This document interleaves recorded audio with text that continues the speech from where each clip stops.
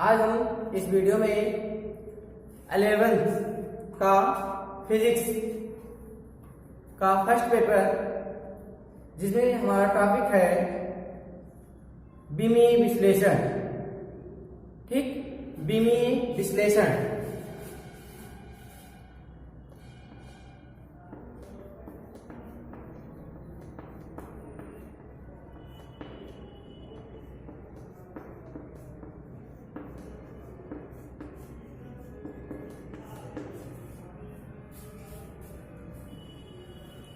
विमीय विश्लेषण, इसको इंग्लिश में कह सकते हैं डायमेंशनल एनालिसिस।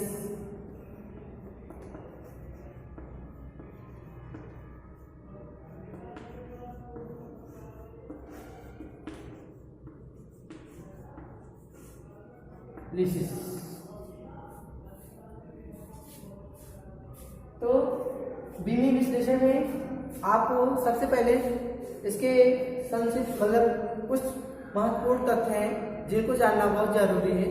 देखिए पहले क्या है, जैसे इसमें है भौतिक राशियां। भौतिक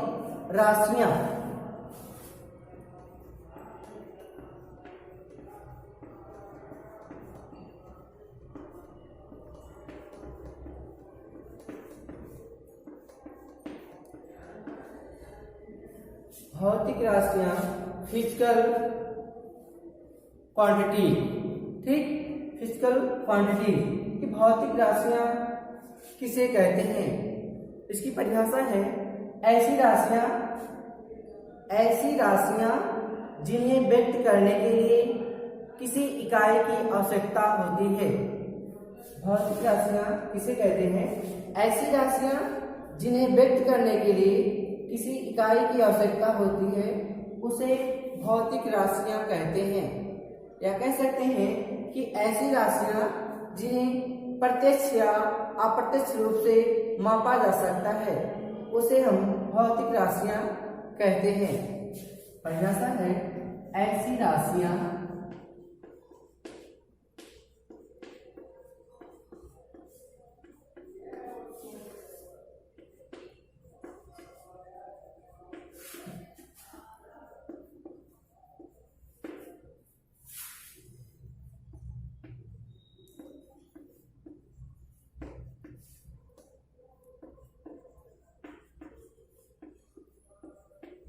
किसी इकाई की आवश्यकता होती है।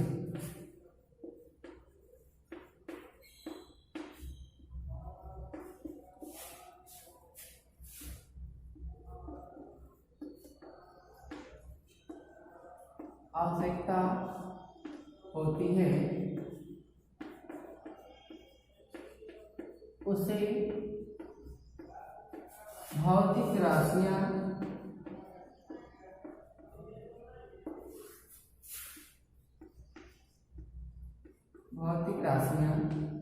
कहते हैं।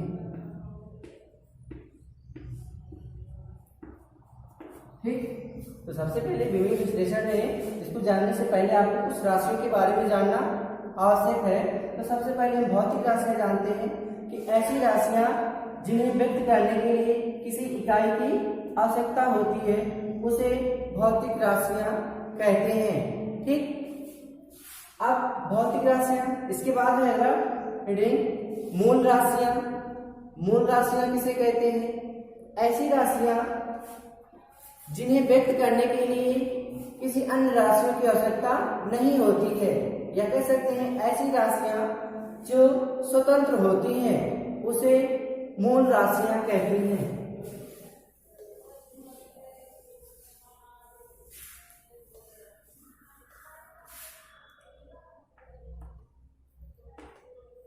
मूल राशियां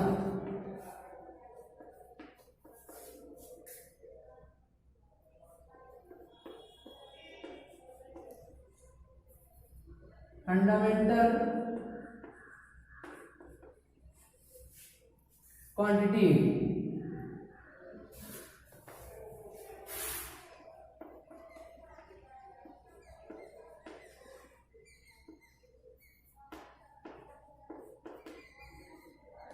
क्वांटिटी,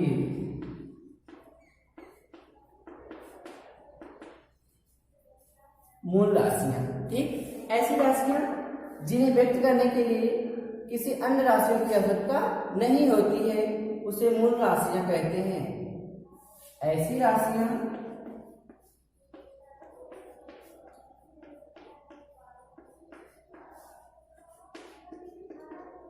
जो स्वतंत्र होती हैं, जो स्वतंत्र होती हैं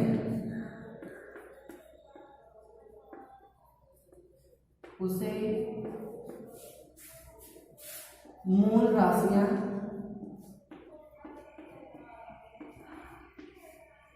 कहते हैं।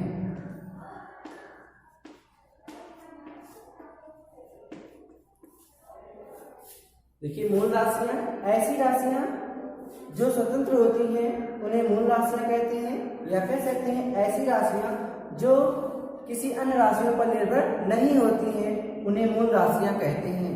मूल राशियां 7 होते हैं। ठीक, कितनी मूल राशियां हैं? 7। इसके बाद है मूल मात्रक। मूल मात्रक का परिभाषा वही है कि जिन राशियों को मतलब मूल राशियों को व्यक्त करने के लिए जिनका प्रयोग करते मतलब मूल राशियों को व्यक्त करने के लिए जिन मात्रकों का प्रयोग किया जाता है उन्हें मूल मात्रक कहते हैं। मूल राशियों को व्यक्त करने के लिए जिन मात्रकों का प्रयोग किया जाता है उन्हें मूल मात्रक कहते हैं। ठीक, तो मूल राशियां 7 हैं। मूल राशियों के जो मात्रक होते हैं उन्हीं को कहा जाता है मूल मात्रक। ठीक, इसके बाद है व्युत्पन्न राशियां। ऐसी राशियां जो दूसरों पर निर्भर होती हैं। ठीक, व्युत्पन्न राशियां ऐसी राशियां जो दूसरों पर निर्भर होती हैं उन्हें व्युत्पन्न राशियां कहते हैं। ठीक, या कह सकते हैं कि ऐसी राशियां जो मूल राशियों से प्राप्त किए जाते हैं उन्हें व्युत्पन्न राशियां कहते हैं। ठीक, और व्युत्पन्न राशियों के मात्रक को व्युत्पन्न मात्रक कहते हैं। ठीक, जैसे अब देखिए, मूल राशियां आपको बताया गया कि मूल राशियां 7 हैं।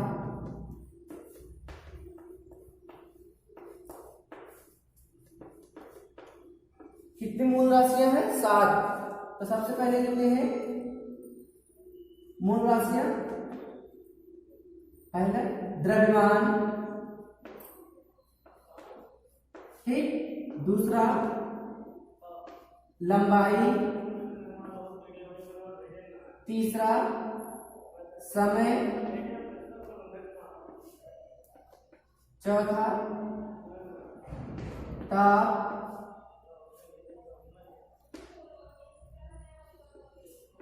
विद्युत धारा,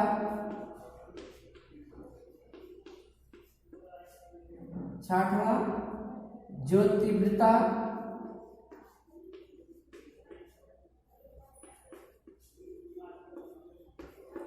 और 7वां है पदार्थ की मात्रा। ठीक, ये कितनी मूल राशियां हैं? 7। द्रव्यमान, लंबाई, समय, ताप, विद्युत धारा, ज्योतितीव्रता और पदार्थ की मात्रा। आपको बताया गया कि मूल मात्रक, तो मूल मात्रक क्या है? मतलब मूल राशियों को व्यक्त करने के लिए जिन मात्रकों का प्रयोग किया जाता है उन्हें मूल मात्रक कहते हैं।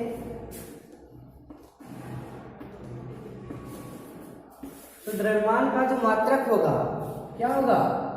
किलोग्राम।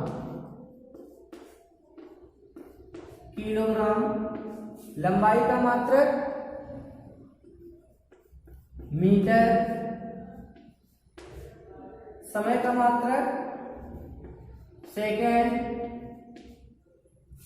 ताप का मात्रक क्या होगा? डिग्री सेल्सियस, या कह सकते हैं केल्विन। ठीक, विद्युत धारा का मात्रक एम्पियर। ज्योतितीव्रता का मात्रक कैंडिला।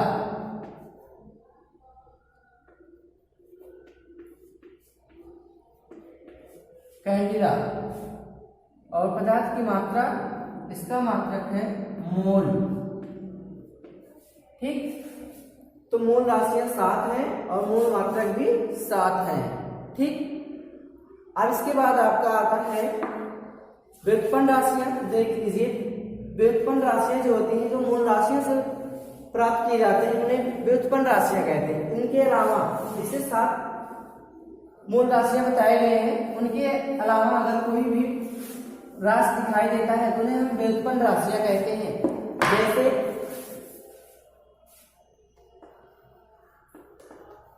व्युत्पन्न राशियां,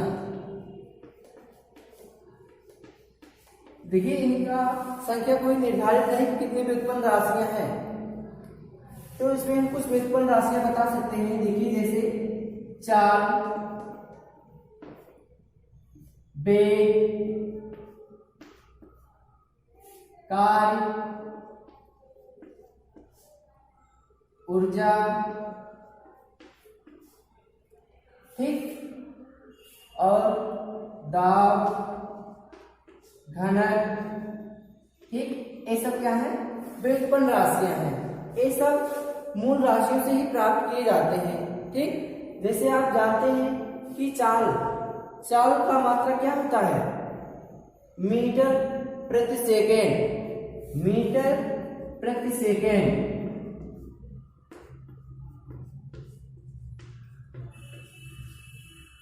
वेग का मात्रक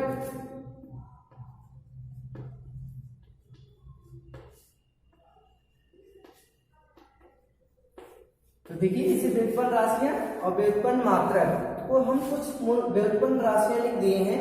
जैसे चाल का है मीटर प्रति सेकेंड, तो वेग का भी क्या होगा?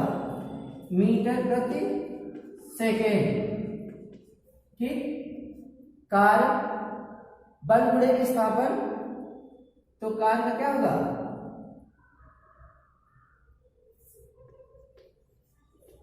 Newton metre. ऊर्जा का मात्रक जूल। दाब का क्या होगा?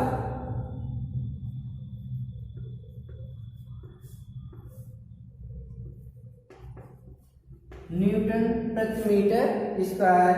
घनत्व का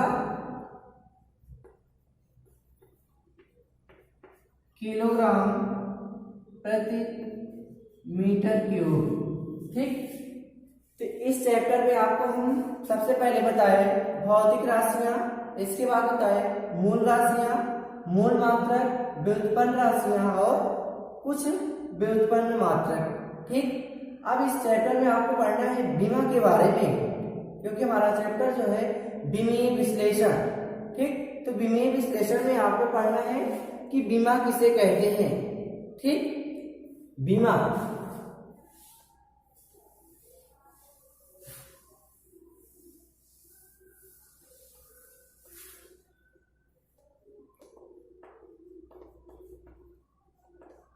बीमा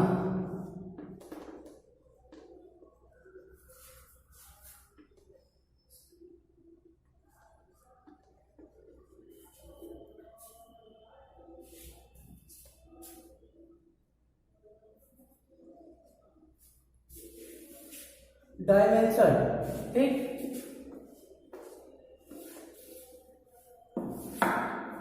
तो बीमा की परिभाषा क्या है?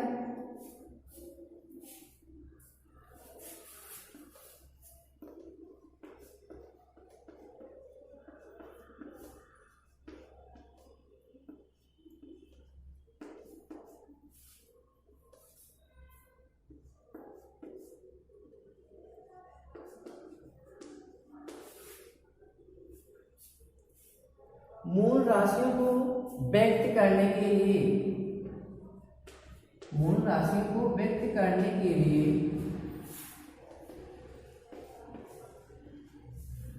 जिन मूल राशियों को व्यक्त करने के लिए मूल मात्रों के ऊपर मूल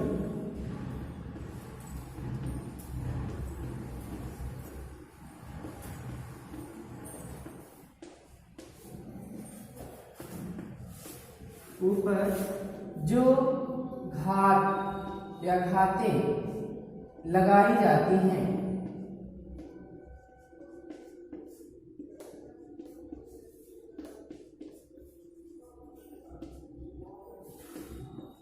उसे बीमा कहते हैं।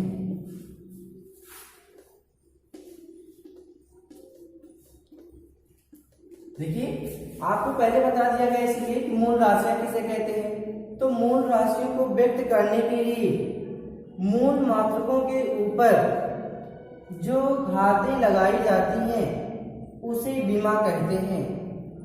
ठीक, तो आपको मूल राशियां भी बताया गया है कि कितनी मूल राशियां हैं 7 और कितने मूल मात्रक होंगे 7, क्योंकि मूल राशियों को व्यक्त करने के लिए जिन मात्रकों का प्रयोग किया जाता है उन्हें ही कहा जाता है मूल मात्रक। ठीक, तब जैसे आपको अभी मूल राशियां बताए थे कितनी मूल राशियां हैं 7, तो एक देख लीजिए। जैसे आपको कहा गया कि द्रव्यमान, तो द्रव्यमान जो है मूल राशि है। ठीक, इसका जो मात्रक होगा किलोग्राम, तो इसका मतलब किलोग्राम जो है उसका मूल मात्रक हुआ। अब आपको बताना है बीमा। ठीक, तो बीमा किसे कहते हैं।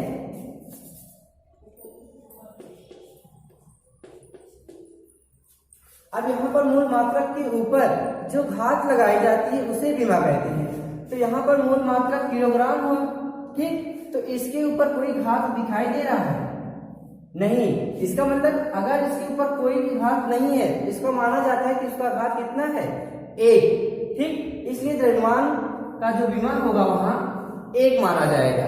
ठीक, जैसे अगर कोई व्युत्पन्न राशियां हैं, जैसे मान लो आयतन, अगर आयतन है तो आयतन का मतलब क्या होता है कि लंबाई गुणे चौड़ाई गुणे ऊंचाई, तो तीनों को हम मापते हैं मीटर में, तो यहां पर हो जाएगा मीटर क्यूब, मीटर क्यूब। और आपसे अगर पूछा जाए कि आयतन की बीमा कितनी होगी, तो आयतन की बीमा जो होगी कितनी होगी 3।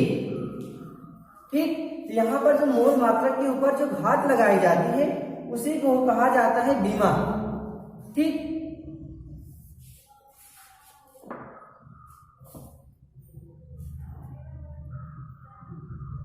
हाँ, एग्जाम्पल देखिए।